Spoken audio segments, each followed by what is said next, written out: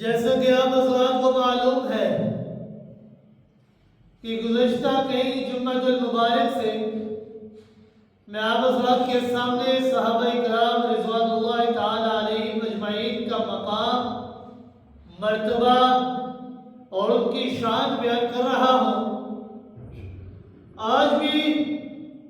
میں اسی عنوان پر اپنی بات کو جاری رکھوں گا اور یہ ثابت کروں گا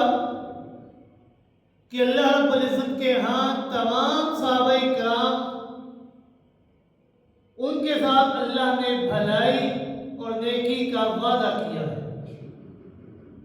لیکن اللہ رب العزت نے صحابہ کرام رضوان اللہ تعالی علیہم اجمعین کے مابین درجات رکھے ہیں۔ جس طرح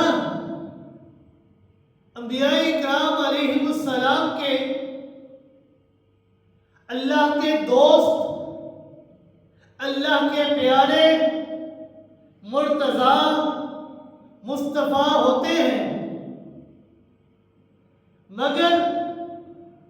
انبیاء کرام علیہم السلام کے مابین بھی درجات ہوا کرتے ہیں۔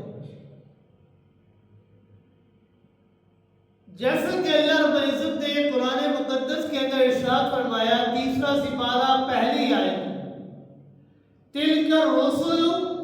فَضَّلْنَا بَعْضَهُمْ عَلَى بَعْضٍ، کہ یہ جتنے بھی انبیاء ہیں، جتنے بھی رسول ہیں، میں اللہ نے ان کے درمیان فضیلتیں رکھی ہیں، بعض کو بعض سے زیادہ مقام عطا فرمایا ہے۔ کسی کا مقام تھوڑا تو کسی کا بہت زیادہ ہوتا ہے، ان کے مابین درجات ہیں، فرق ہے۔ اسی طرح تمام صحابہ میں اصحاب محمد صلی اللہ علیہ وسلم کے یہ جتنے بھی اصحاب ہیں، یہ سب کے سب جنتی تو ہیں، یہ سب کے سب مغفور تو ہیں، یہ سب کے سب صادق تو ہیں، یہ سب کے سب عادل تو ہیں، مگر ان کے مابین بھی درجات کا فرق اور تفاوت ہے۔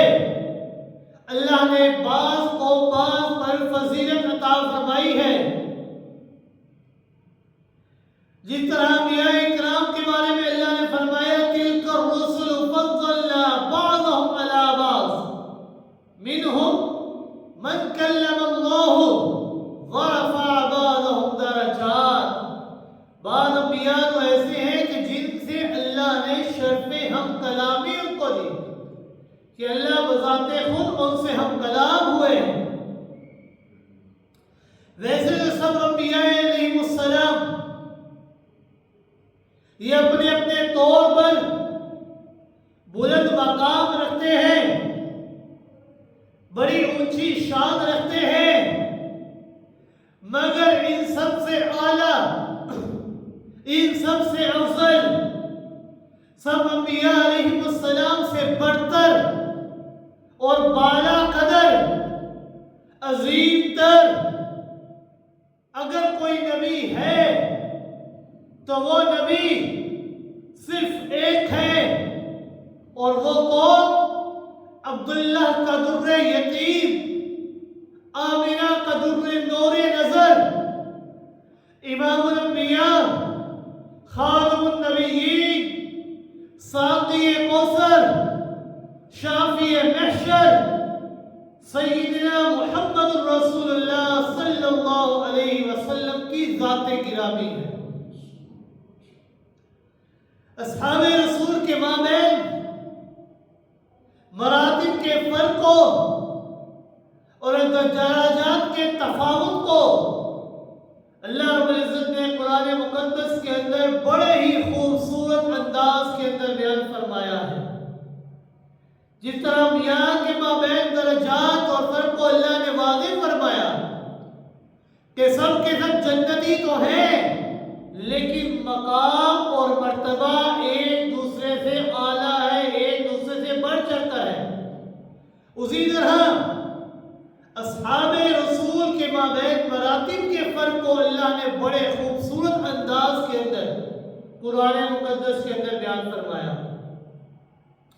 رب کائنات نے فرمایا، سورہ حدید ہے، آیت نمبر 10 ہے، رب کائنات نے فرمایا اعوذ باللہ من الشیطان الرجیم، بسم اللہ الرحمن الرحیم. رب کائنات نے فرمایا لا يستوي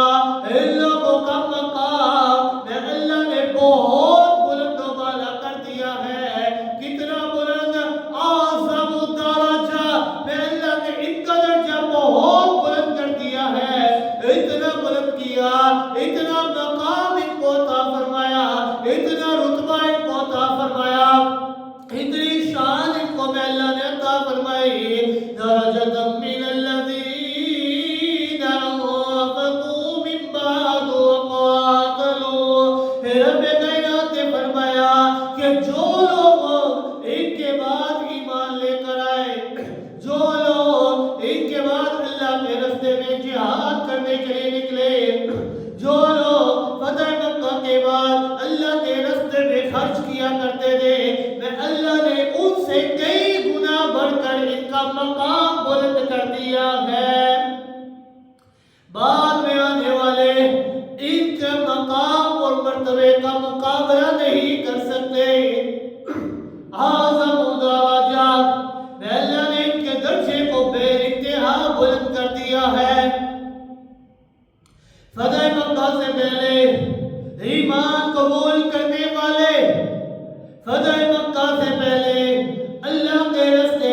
مال خرچ کرنے والے، فتح مکہ سے پہلے اللہ کے راستے میں جہاد کرنے والے، ان کا درجہ بعد والوں سے اس لیے بلند ہے، بعد والوں سے اس لیے اعلیٰ ہے کہ ان کا جو دور تھا، وہ دور، وہ زمانہ، وہ وقت، یہ کوئی عام زمانہ، عام وقت نہیں تھا، وہ دور بڑا ہی مظلومیت کا دور تھا۔ اس دور کے اندر مسلمان یہ تعداد کے لحاظ سے بھی کم تھے، اس دور کے اندر مسلمان قوت کے لحاظ سے بھی کم تھے، مسلمان مالی اعتبار سے بھی کمزور تھے، لیکن ہر طرف سے مخالفت یہ بہت زیادہ تھی، مخالفت شدید تھی، مشرکین اور باطل پرست یہ کثیر تعداد کے اندر تھے، اتنی کثیر تعداد کے اندر تھے کہ ہر طرف سے ان کے اوپر حملہ آور ہونے کی کوششیں کیا کرتے تھے۔ ان حالات کے اندر ایمان قبول کرنا، ان حالات کے اندر اپنا مال اللہ کی راہ میں خرچ کرنا، ان حالات کے اندر اللہ کی راہ میں اپنی جانوں کے نذرانے پیش کرنا اور جہاد کرنا، یہ نہایت ہی مشکل کام تھا، یہ بڑا ہی مشکل اور مصیبت والا کام تھا۔ لیکن فتح مکہ کے بعد یہ صورتحال تبدیل ہو جاتی ہے۔ کیسے صورتحال تبدیل ہوتی ہے؟ فتح مکہ کے بعد یہ صورتحال بدل گئی۔ کیسے بدل گئی؟ مسلمان یہ تعداد کے اندر بڑھ گئے، جو فتح مکہ سے پہلے کم تھے، فتح مکہ کے بعد تعداد کے اندر بڑھ گئے۔ اسلام کا روب، اسلام کا دبدبا یہ دنیا کفر کے اوپر چھا جاتا ہے، مسلمانوں کی مالی حالت یہ بھی بہتر ہو جاتی ہے۔ اس لیے اللہ رب العزت نے دونوں ادوار، دونوں زبانوں کے مومنین کے لیے فرمایا کہ یہ درجے، مرتبے، مقام اور اجر کے اندر برابر نہیں ہو سکتے، لا یستوی، یہ برابر نہیں ہو سکتے، کیونکہ وہ دور بڑی ہی مشکلات والا تھا اور یہ دور بڑی آسانیوں والا تھا۔ فتح مکہ سے پہلے ایمان لانے والے، فتح مکہ کے بعد ایمان لانے والوں سے کئی اعلیٰ اور کئی بہتر اور برتر ہیں۔ فتح مکہ سے پہلے اللہ کی راہ میں خرچ کرنے والے، فتح مکہ کے بعد اللہ کی راہ میں خرچ کرنے والوں سے کئی گنا برتر اور بالا قدر ہیں۔ فتح مکہ سے پہلے جہاد کرنے والے، فتح مکہ کے بعد جہاد کرنے والوں سے مرتبے میں کئی گنا اعلیٰ اور افضل ہیں، اور یہ فیصلہ کرنے والا کوئی عام انسان نہیں، یہ فیصلہ کرنے والا میں نہیں ہوں، یہ فیصلہ کرنے والا کوئی مولوی نہیں ہے، یہ فیصلہ کرنے والا کوئی مفتی نہیں ہے، یہ فیصلہ کرنے والا کون ہے؟ یہ فیصلہ کرنے والا ایک اللہ کی ذات ہے، وہ رب کی ذات جو رب العرش ہے، وہ اللہ جو کائنات کا مالک ہے، وہ اللہ جو کائنات کا رازق ہے، وہ اللہ جو اس پوری کائنات کا پالنہار ہے، ہر ایک کو روزی رسا دینے والا ہے، ہر ایک کو رزق دینے والا ہے، اس کائنات کے رب کا فیصلہ ہے، اور اللہ نے اس فیصلے کو کسی عام کتاب کے اندر نقل نہیں کیا، کسی عام کتاب کے اندر نہیں بھیجا کہ بعد میں آنے والے اس فیصلے کو جھٹلا دے، نہیں نہیں نہیں، اللہ نے اس فیصلے کو لکھا ہے جو اس کتاب کے اندر لکھا ہے، کہ جو کتاب بھی لا ریب اور بے عیب ہے، جس کتاب کے متعلق، جس کتاب کے دیباچے کے اندر، جس کتاب کے آغاز کے اندر ہی اللہ نے فرما دیا ذالک الکتاب لا ریب فیہ، یہ ایسی کتاب ہے،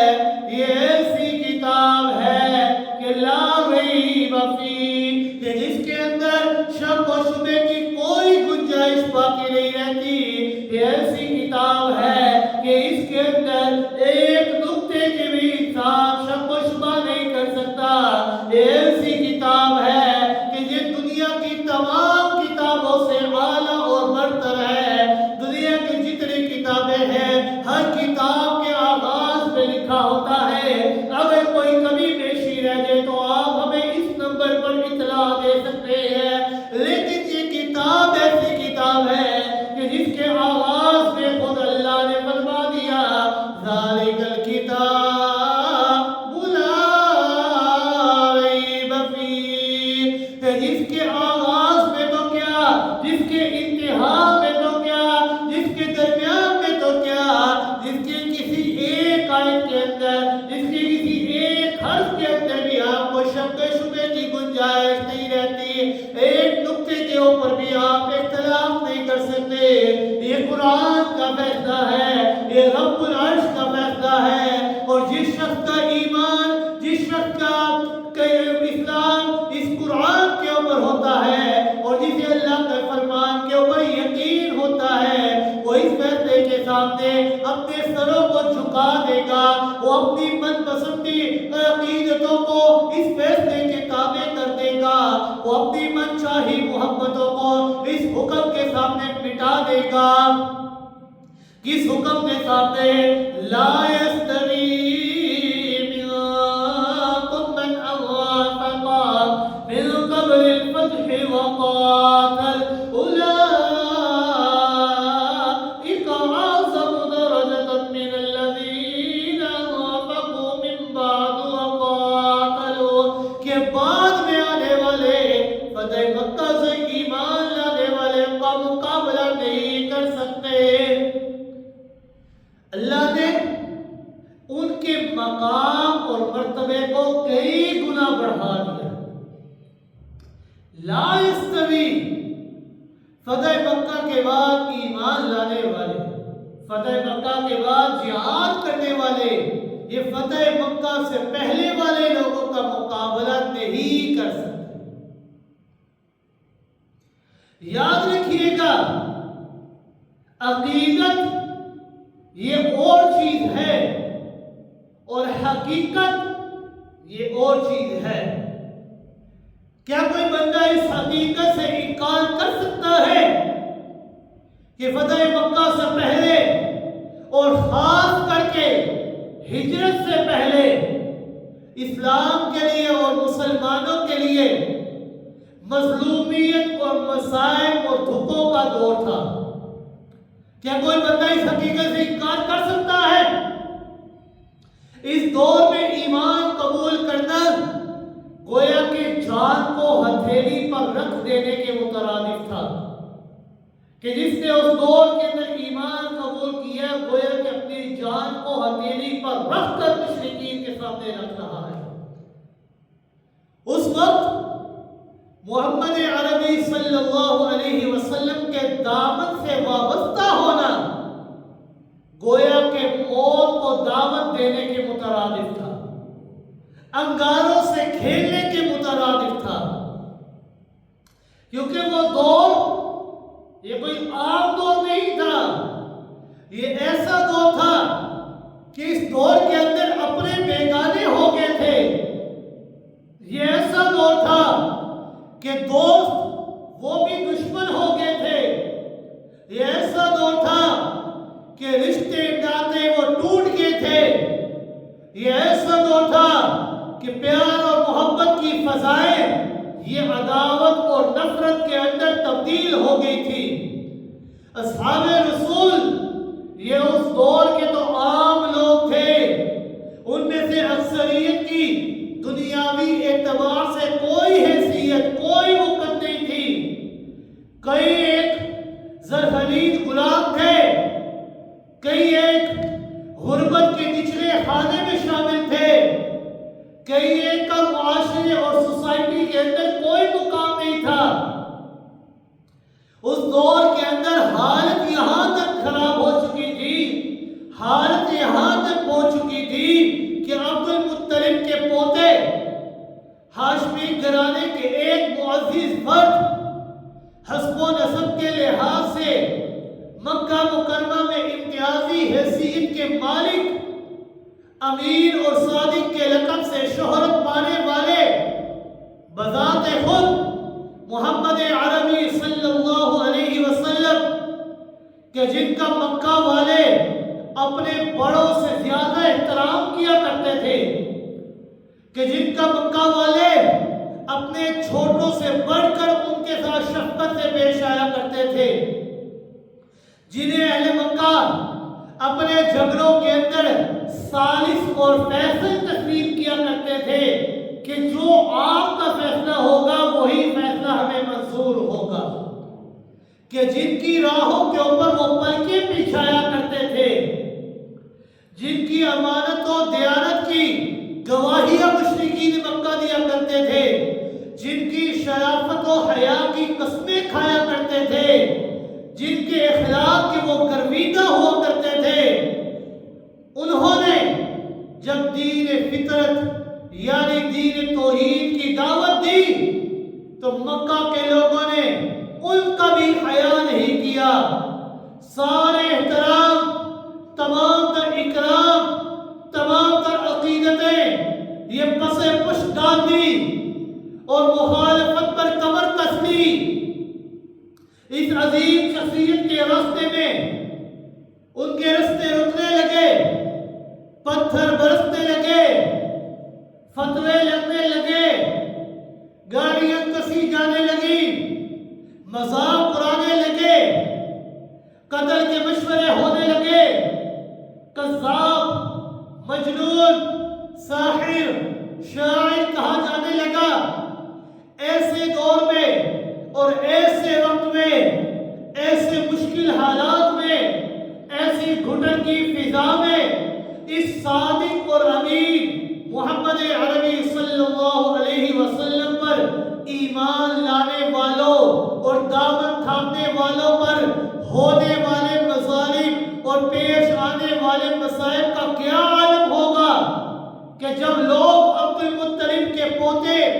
ابو طالب کے بھتیجے، ہاشمی خاندان کے ایک معزز ترین شخص کا لحاظ نہیں کر رہے تھے تو بھلا حبشہ کے بلال جو زر خرید غلام تھے ان کا کیا حال ہوگا، جن کا تعلق ایک بہت بڑے خاندان سے تھا، لوگ ان کا لحاظ نہیں کر رہے تھے تو جو ایک زر خرید غلام تھے، حبشہ کے بلال تھے، ان کا کیا ہوگا، عامر کا کیا بنا ہوگا، یاسر کا کیا بنا ہوگا، ابو فقیر یہ کس کھاتے میں جائیں گے، ان کے ساتھ کس قسم کا سلوک رکھا گیا ہوگا۔ اس دور میں جو لوگ جان ہتھیلی پر رکھ کر ہر قسم کے نتائج سے بے پرواہ ہو کر محمد عربی صلی اللہ علیہ وسلم کی دعوت پر لبیک کہتے ہوئے اسلام کے دامن سے وابستہ ہوئے تو عرش والے کو وہ کتنے ہی پیارے لگتے ہوں گے، عرش والا ان سے کتنی محبت کیا کرتا ہوگا کہ وہ عرش والا جو کائنات کا مالک ہے، جو کائنات کا رب ہے، جب خود اللہ کے گھر کے اندر، بیت اللہ کے اندر، کعبۃ اللہ کے اندر 360 بت رکھے ہوئے تھے، گھروں اور دکانوں میں رکھے ہوئے معبود یہ ان کے علاوہ تھے، جب ایسا دور تھا کہ معبودوں کی تعداد یہ پوجنے والوں سے کئی گنا زیادہ تھی، اس وقت تپتے ہوئے کوئلوں پر لیٹ کر احد احد پکارنے والا بلال اللہ کو کتنا پیارا لگتا ہوگا۔ مکہ کی تپتی ہوئی ریت کے اوپر گھسیٹنے جانے والا بلال یہ اللہ کو کتنا پیارا لگتا ہوگا کہ جب ہر طرف ساری فضا کے اندر کفر کا بول بالا تھا، ہر طرف کفر ہی کفر تھا، معبودوں کی تعداد یہ پوجنے والوں سے زیادہ تھی، اس دور کے اندر جب بلال مکہ کی سرزمین کے اوپر کھڑا ہو کر احد احد کی پکار بلند کرتا ہوگا تو یہ پکار کرنے والا بلال اللہ کو کتنا پیارا لگتا ہوگا۔ ان لوگوں کے ایمان کا مقابلہ یہ کون کر سکتا ہے کہ جب مکہ کی ساری آبادی میرے نبی کی دشمن تھی تب انہوں نے میرے نبی کے ساتھ دوستی کا ہاتھ بڑھایا تھا، لوگوں نے میرے نبی کو زخم لگائے تو انہوں نے مرہم رکھا ان زخموں کے اوپر، لوگوں نے ستایا تو انہوں نے تسلیاں دی، لوگوں نے کذاب کے طعنے دیے تو انہوں نے صادق کا لقب عطا فرمایا، لوگوں نے مخالفت کی تو یہ آپ کے موافق ہو گئے، آپ کے ساتھی بن گئے، انہوں نے راستے کے اندر پتھر بچھائے، گند بچھایا، کانٹے بچھائے تو انہوں نے آپ کے راستے کے اندر اپنی پلکھیں بچھا دی، انہوں نے فرما برداری اور اطاعت کی مثالیں قائم کر دی، خدمت گزاری کے لیے ایک دوسرے سے سبقت لے جانے کی کوشش کی، محبت کے اندر، ایثار کے اندر، عقیدت کے اندر، پیار کے اندر یہ وہ نمونے بن گئے، یہ وہ مثالیں بن گئے کہ دیکھنے والے دشمن بھی حیران رہ گئے۔ پھر انہوں نے ہجرت کی، اپنا وطن چھوڑا، پیارا وطن مکہ مکرمہ، وہ مکہ مکرمہ کہ جس میں بیت اللہ ہے، اسے چھوڑ کر اپنا گھر بار چھوڑا، کاروبار چھوڑا، غرضے کے اللہ کے دین کی خاطر ہر چیز انہوں نے قربان کر دی، وطن سے بے وطن ہو گئے، مکہ سے تقریباً 500 کلومیٹر دور مدینہ منورہ کے اندر جا کر آباد ہو گئے۔ لیکن آپ کو کیا لگا کہ مکہ کو چھوڑ کر مدینہ میں چلے گے تو وہاں سکھ کا سانس لیا ہوگا؟ نہیں، یہاں بھی ان کو سکھ کا سانس لینا نصیب نہیں ہوا، مسائل، دکھ، پریشانیاں، یہ مشرکین مکہ کبھی بدر میں آ دھمکے، کبھی احد میں آ پہنچے، کبھی خندق میں برسرے میں کار ہوئے، صحابہ اکرام ہجرت کرنے کے بعد مسلسل جنگوں اور لڑائیوں کے اندر مصروف رہے، عزیز و اقارب یہ شہید ہوتے رہے، اپنے وجودوں پر زخم سہتے رہے، اپنوں کی لاشیں اٹھاتے رہے، لیکن جب مکہ مکرمہ فتح ہو گیا، مکہ مکرمہ فتح ہوا، پورا عرب یہ اسلام کے زیر نگی آ گیا، مشرکین مکہ نے بھی اسلام کے سامنے اپنے سروں کو جھکا دیا، اسلام کو عروج ملا، مسلمانوں کو دنیاوی عزت اور عظمت سے مالا مال کر دیا گیا، دکھ جتنے بھی تھے یہ سکھ کے اندر تبدیل ہو گئے، مصائب جتنے بھی تھے وہ راحتوں کے اندر تبدیل ہو گئے، تکلیف پہ غم کے سائے وہ ختم ہو گئے، وہ چھٹ گئے، خوف اور حزن کی کیفیت یہ ختم ہو گئی، فتوحات اور مال غنیمت کے ڈھیر لگنے لگے۔ اب ذرا آپ خود ہی فیصلہ کریں، کیا فتح مکہ سے پہلے ایمان قبول کرنے والے اور بعد میں فتح مکہ کے ایمان قبول کرنے والے یہ درجوں کے اندر آپس میں برابر ہو سکتے ہیں یا نہیں ہو سکتے؟ جہاں ہر طرف اسلام کا بول بالا ہو، ہر طرف آسانیاں ہو، خوشیاں ہو، سکھ ہو، اور دوسری طرف جہاں پر ہر قسم کی تکلیف، مصیبت، غم ہو، کیا یہ دونوں برابر ہو سکتے ہیں؟ تو فرمایا لا یستوی، نہیں، یہ دونوں درجوں کے اندر، مرتبوں کے اندر، مقام کے اندر برابر نہیں ہو سکتے۔ کیوں؟ کیونکہ انہوں نے بڑی تکلیفوں کے ساتھ اسلام کو آج اتنا بلند کیا ہے، اسلام کے علم کو اتنا بلند کیا ہے کہ آج کھلے عام ایک بندہ اسلام کا نام لے سکتا ہے، یہ کلمہ پڑھ سکتا ہے، لا الہ الا اللہ محمد رسول اللہ۔ یہ صحابہ کرام رضوان اللہ تعالی علیہم اجمعین کی مصیبتوں کے برداشت کرنے کی وجہ سے یہ آسانیاں ہمیں ملی کہ ایک مسلمان کھلے عام اسلام کا پرچم بلند کر سکتا ہے۔ آپ کے سامنے ایک مثال پیش کرتا ہوں غزوہ بدر کی، کہ اسلام اور کفر کے درمیان، مسلمانوں اور کفار کے مابین، حق اور باطل کے درمیان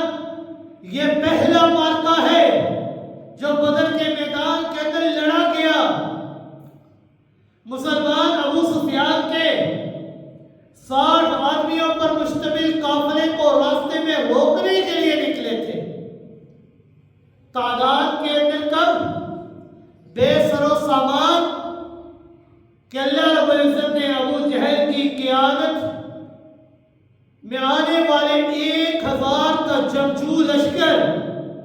اور مسلح اور تجربہ کار لشکر کے مقابل لا کھڑا کیا۔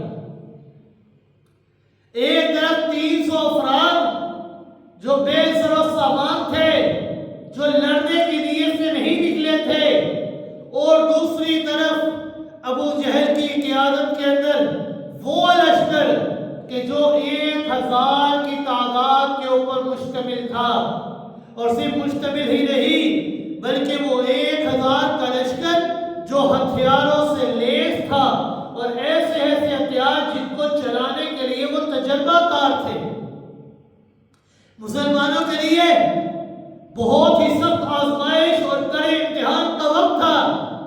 وہ بہت کم تعداد میں تھے، وہ لڑائی کی تیاری کے لیے نہیں نکلے تھے، بے سر و سامان اور اکثریت کا تجربہ بالکل نہیں تھا۔ مقابلے میں ان سے 3 گنا بڑا لشکر تھا جو ہر قسم کے ہتھیار اور ساز و سامان سے لیس تھا۔ اس میں تجربہ کار اور جنگجو اور پہلوان قسم کے فوجی موجود تھے۔ اور پھر عجیب اتفاق یہ ہوا کہ کفار نے پہلے پہنچ کر ایک ہموار زمین کے اوپر اور تمام پانی کے کنووں کے اوپر قبضہ بھی کر لیا۔ اسلام، لشکر اسلام یہ نچلی جگہ پر تھا جہاں ریت بہت زیادہ تھی، جس میں چلتے ہوئے پاؤں جو ہے وہ زمین کے اندر ڈھس جایا کرتے تھے۔ پانی نہ ملنے کی وجہ سے وضو کرنے اور غسل کرنے میں بہت دقت کا سامنا کرنا پڑتا تھا۔ پھر اوپر سے پیاس کی شدت اس نے پریشان کر رکھا تھا۔ مسلمان اس ظاہری صورتحال سے خاصے پریشان ہوئے۔ شیطان جو ہے یہ کسی کو نہیں چھوڑتا۔ شیطان تو ہر قسم کے اور ہر طرف سے ہر قسم کے حربے استعمال کرتا ہے کہ کسی طرح میں ایک مسلمان کو اللہ کے رستے سے ہٹا کر یہ کفر کے رستے کے اوپر چلا۔ اس نے ہر قسم کا حربہ استعمال کیا، جیسا کہ اللہ رب العزت نے فرمایا کہ شیطان جو ہے یہ ہر جانب سے تمہارے اوپر حملہ آور ہوتا ہے، کبھی سامنے سے، کبھی پیچھے سے، کبھی دائیں جانب سے، کبھی بائیں جانب سے، بھیس بدل بدل کر تمہارے اوپر آتا ہے اور تمہارے اوپر حملے کرتا ہے۔ عجیب عجیب قسم کے خیالات، عجیب عجیب قسم کے وسوسے تمہارے ذہنوں میں ڈالنا شروع کر دیتا ہے۔ لیکن جب اللہ کی نصرت آ جائے نا،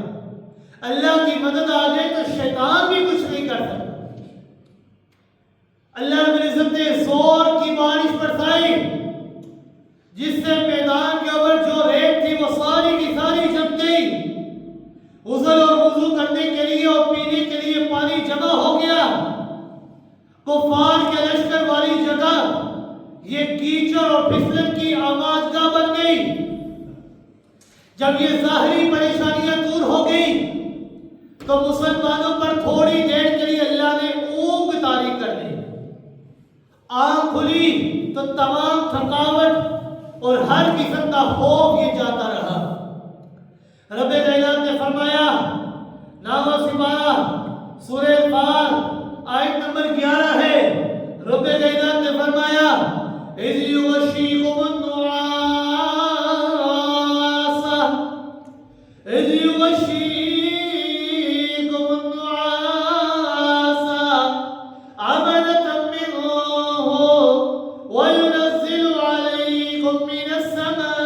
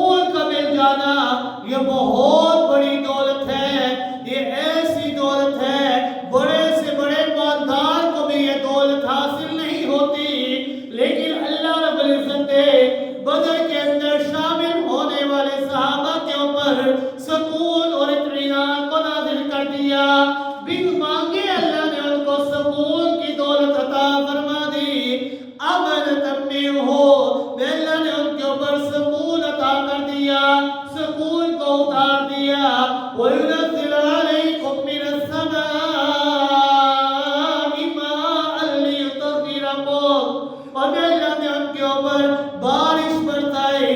ایسی بارش جو مصیبتوں والی نہیں، ایسی بارش جو تکلیفوں والی نہیں، بلکہ ایسی بارش جو رحمتوں سے بھرپور تھی۔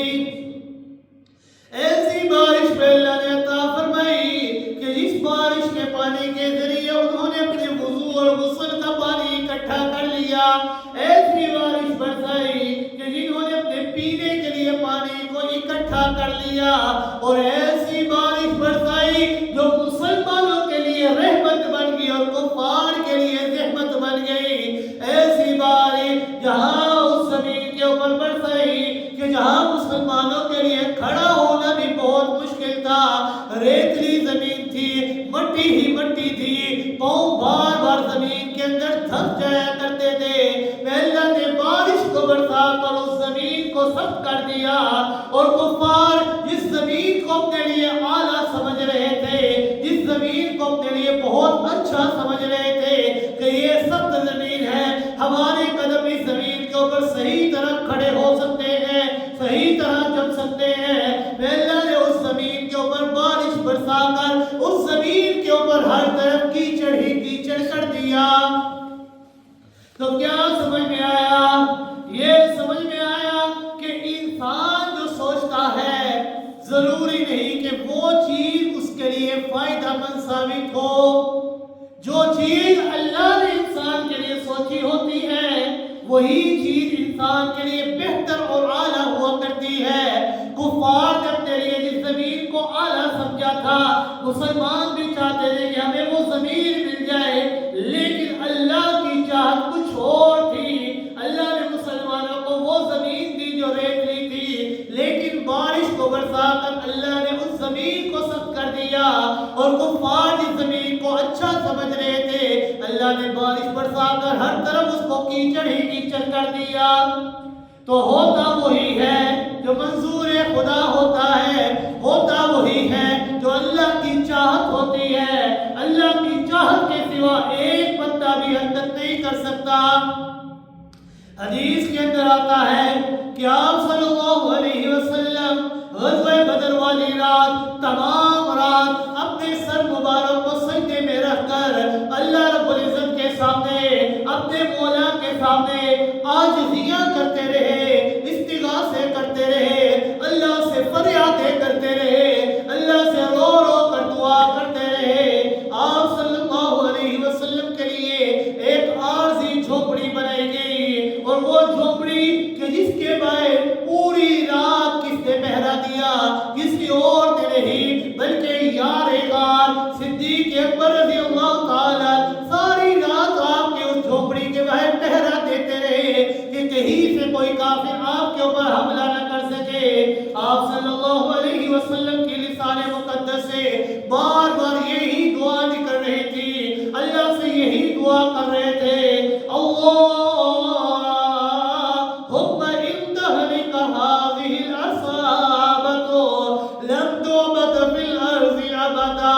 آپ بار بار اللہ سے یہی دعا کر رہے تھے کہ اللہم